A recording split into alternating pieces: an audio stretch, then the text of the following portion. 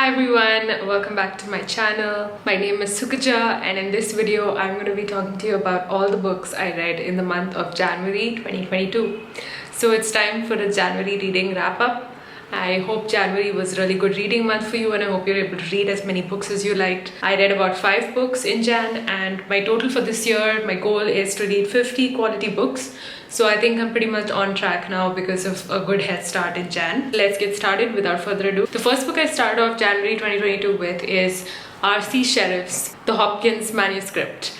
And I really liked this book. It was something I'd never read or imagined reading at all, and it had a very interesting premise. This book is about a man who is a very self-interested, self-obsessed narrator, and this is a modern classic. It is set in England. It's a setting wherein there is a chance of the moon coming and crashing onto the planet.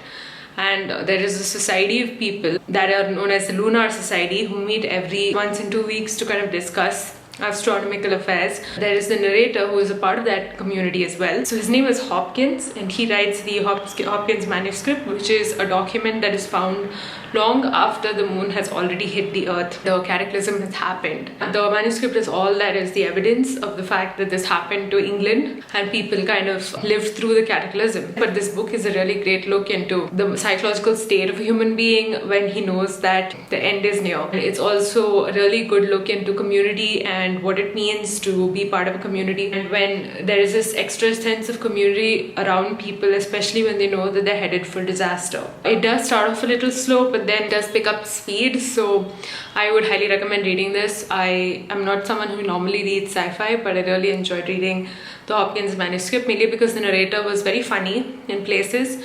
His self-importance is really over the top, and you do find him extremely a little bit obnoxious, but at the same time adorable. It's a very weird combination. So he's actually someone who's into farming and he has a coop of chickens and he takes part in poultry prizes and things like that. So farming is what he knows best, but he also has a side passion for astronomy, which is why he ends up in this situation where he's part of the Astronomical Society. That is where you find yourself when you read this book. It's also about friendship, and it's got a lot of things. It does a commentary on society in general, into looking at post-war British society and the kind of mindsets that existed back in the day. So I highly recommend reading this and I thoroughly enjoyed it. It was such a good escape. So this is the first book I read in Jan. The second book I picked up in Jan was a short read, like it's not more than 200 pages long. And this is a book I read because I felt like reading a book in one sitting and something very immersive. I had heard a lot about Roman alarms, Leave the World Behind. People were telling me that it is a combination of Get Out meets something else. Now, I haven't watched Get Out the film, but I know it's got an all African American cast. I'm someone who's really interested in reading about the African American condition. I picked up this book and it was simply unputdownable. It is a horror novel done very expertly, I would say. This book is mainly about a family that goes on a vacation to stay in an Airbnb that has already been booked by the mother. It was basically a woman, her husband and her 2 children. Both of them are teenagers. So the 4 of them go to this location and one night there's a blackout all over the city. When the power cut happens, it's like a blanket power cut. The family is also a little bit oblivious to this because where they are, there is no communication line available. You don't have network on your phone, you don't have anything where you can check the internet and get on the news. You are completely cut off from city life, and that's exactly the kind of vacation that the family was looking for. But at the same time, what happens when you have a power cut, the kind of paranoia, the kind of thoughts that come into the minds of these people, like they start having these very extreme thoughts about there being a likely potential terrorism attack or something along the lines of a natural disaster which is occurring in the city, and they don't know about it because they're in this location. No one really knows what's going on, and that is the main thing. It does comment on how we are so connected on social media and how much we depend on tweets to get a lot of our day-to-day information, and the author has used that to kind of create a story which really chills you when you read it, because it's a premise that I've never seen put into action on paper like this, and it's been executed really well, if you ask me. You meet this African American couple who comes and knocks on the door of the Airbnb on that night of the blackout because it turns out that they own the place, so they are looking for shelter. And then there's this whole race dynamic because the family is white and they don't feel too comfortable about letting them sleep in. So a lot of things going on here. Really enjoyed reading this book. It was a bit claustrophobic, not an easy read, but done really well, I would say. And if you're someone who likes psychological horror thrillers, I would say give this a shot. The next book I read was My Cousin Rachel by Daphne du Maurier. This actually was a book that carried on from December up until Jan. I wasn't able to finish it in December. I liked this book, although I wouldn't say that this story is extremely memorable. Like right now, when I think about all of her plots, only one or two really stand out to me. I did go into this book having a lot of expectation, but I don't think it really worked out the way I would have liked for this book to be potentially. I did enjoy Frenchman's Creek a lot more than this one, and this is basically about a man who lives with his brother. So it's about Philip Ashley and Ambrose. And Ambrose is a man who goes to Italy where he kind of meets this woman who turns out to be his cousin, but he decides to marry her, and her name is Rachel. So it's about a couple of people who are just never grown up with women in their lives. Two guys who are brothers, who are siblings, who just never have had the motherly touch while growing up. So they've had a very different kind of worldview, and they get exposed to this feminine figure, Rachel. And initially she's perceived as a bit of a threat, and later on she's perceived as the friend. So it's really about that. I think I wouldn't say I'm crazy about this book, but like I think I did a bit of a Freudian reading on this, so I'm not sure if I would be the right person to recommend it to anybody. But do give it a shot if it sounds like something up your street. Otherwise, I wouldn't say you're missing out on anything if you did skip this book. So it's basically a love story, and at the same time there's a little bit of dark elements here and there, you know, as well. So it is set in Florence and also England, and you know, it's about this love triangle that potentially develops after the death of the brother who marries Rachel. Between the other brother, the kind of relationship that she shares with her brother-in-law is what this book kind of deals with. And aside from that, it also talks about Rachel as someone looking for inheritance, as something that is really important to her, like money, and paints her in a light where, you know, you have to think about the fact whether Rachel is someone you would admire because she's trying to do the best she can in her situation as woman of the 19th century, or is she someone who is doing questionable things to get ahead in society. This debate is ongoing in this book, I think. I wouldn't say there were a lot of gothic elements, there weren't any compared to Rebecca, so you aren't missing out if you're not reading this book. That's just what I would say.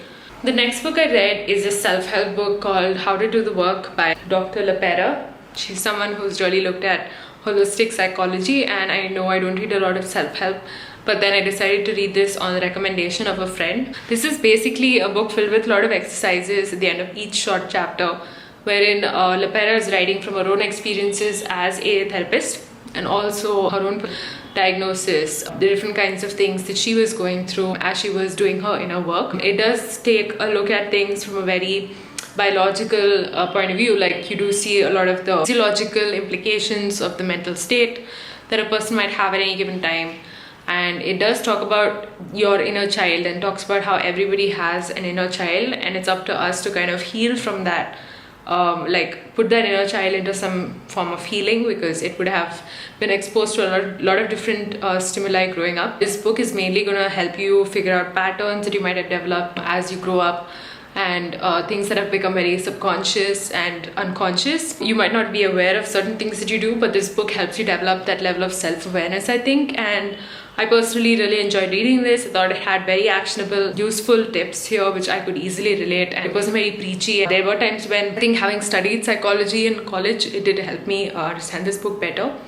So you might not get all of it, but there are things in here that I think even a layperson can apply and make sense of. So do read this if you're someone looking for, you know, developing emotional intelligence and also your self-awareness, because these key skills which I think can hold back people in life if you aren't somebody looking to, you know, hone this as you go along the journey. And the last book I read in the month of Jan is Press the Neck by Meiko Kawakami. January is actually the month for January in Japan. There's a tag that goes on where everyone reads a lot of Japanese literature, so I decided to pick press next, because the title was something that really evoked curiosity in me, and I decided that a lot of people were talking about this book and I wanted to see for myself what the whole fuss was about. So I decided to pick this up. This is divided into 2 books. So the first part is actually really unrelated compared to the second part, but in some ways, I think 1 or 2 ways, they do kind of complement each other and they do kind of reflect off each other. So it's not wholly unrelated, but I don't know if the writer had a point in doing that, but maybe the publisher decided to publish these 2 books as one. But anyway, let's talk about what it's about. So the first part of the book deals with, you see 3 women who don't have men in their lives. You see a single mother, her sister, and you see her daughter, Doriko, who is always writing in her journal. She doesn't speak to her mother on a regular basis. She always writes notes instead to her mom. Like, that's the way she communicates, because she has some reservations about speaking to her mom, looking at her in the eye, or she doesn't feel comfortable to talk to her mom at all in that age. Her mom has decided to go through her breast transplant, and she's looking for different options that she can have. She's a middle-aged woman and she works at a pub, so she's trying to figure out ways in which she can have a breast transplant. So that's the main focus of the first part of the book, and you also see the relationship that the sisters share in the first half, like the narrator of the novel, Natsuko, and her sister Makiko, who is the mother of Midoriko. So you see the dynamic that they share, and you see all these women kind of going through life without actually requiring male figures, and they're pretty self-sufficient despite that, which is something that is communicated really well throughout the novel for most part. The second part of the book, though, deals with a larger question of donor conception and deals with the idea of becoming a mother as a single mother. Like, would you go through the process of wanting to get pregnant and having a child? So this book deals with that debate. So there's also this debate about bringing new life into the world and whether you would like to go ahead with that or not. So there are a lot of pros and cons listed out. It really feels like a long argument, the second part of the book, honestly, and I felt like the author was trying to work it out in her mind, but in a way projected her own conflicts onto the characters and got them to play it out. So that's how this book felt. But I did see the kind of points it was trying to make, but then it kind of negated the point that it was trying to make with the character actually going through with a certain action, which the novel was debating against for a large part. So that kind of disappointed me. And I'm trying to be as cryptic as possible without giving anything away in this review, but it's kind of challenging. So I'm just going to say that this book was a very slow read for me. Like, it wasn't something I could just breeze through, because, most Japanese books, I think what I've seen as something that's very common in all these books is that they do dwell on the minutiae. They dwell on mundane details of our day-to-day existence, and they kind of make that interesting in a lot of ways. But at the same time, you do require a certain kind of patience if you want to sit with such a thick novel that is going to be dealing with the lives of all these characters and their day-to-day journeys. It does deal with motherhood, also deals with relationships and humans, parenting, a bunch of things. Like, it does highlight the difficulties that single women face out there. And I think that's the main focus in this novel. I think this novel is so female-centric that I haven't really read any books that are this female-centric. Like, when it comes to, can it have been a little shorter and still conveyed the same messages? I think yes. Like, it didn't have to be this long. So this would be a 3-star read for me, and I have written my thoughts on this book in a blog post, which I'm going to share down in the description box, so you can go check that out. Personally, I really love the descriptions of food, the descriptions of Japanese life, and the basically the colorful existence. Like, there are scenes in this book which talk about, say, when the character is on a Ferris wheel and the sun is setting, and it's absolutely beautiful, the kind of descriptions and the imagery that's there. The translation itself felt a bit American to me, like, you read it in that American voice and it feels like the translator is so American. Like, that's just one thing I felt which kind of took me out of the whole world of going and indulging in a Japanese atmospheric novel. That was the only thing, but other than that, I think it was pretty okay to read. I would love to hear your thoughts. If you've read this, what were the takeaways? What did you really like? Please let me know in the comment section down below, because this does feel like something you need to think about, because it does raise a lot of thought-provoking questions, and there is a bit of a debate going on in the novel. There are characters who do unconventional things and yet follow convention. So there's a lot going on, and it's something you really have to pay attention to. That's how I felt reading this book. Please leave a comment if you've read any of these books and you have thoughts that you'd like to share. I hope you liked this video, and please subscribe to my channel if you haven't already done that.